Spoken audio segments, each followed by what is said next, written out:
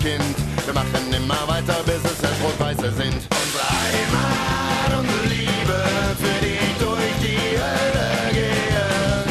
Und wenn ich tot bin, ist doch klar. Begrab mich an der Hafenstraße 97a. Kasachstan, im Frühling wurde mir ein Kind geboren. Wunderschönes Wochenende, Schalke hat's verloren. Im Sonderzug nach Aue, die Idee mich überkam. Wir taufen meine Tochter auf den Namen Helmut Rahn. Als der Tag der Taufe kam, war es ziemlich heiß. Alle trugen Anzug, ich das Trikot von Rot-Weiß. Der war angepisst und gut unangenehm, denn vor seinem Kreuz hing mein RW-Emblem. Unsere Heimat, unsere Liebe, für die ich durch die Hölle gehe.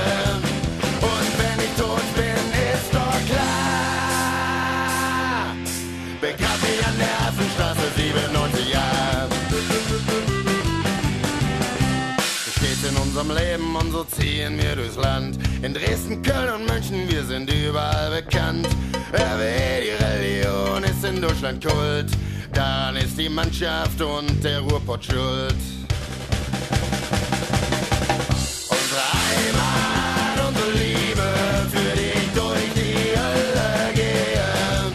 Und wenn ich tot bin, ist doch klar.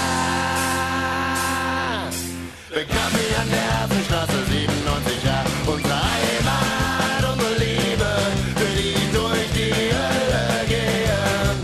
Und wenn ich tot bin, ist doch klar.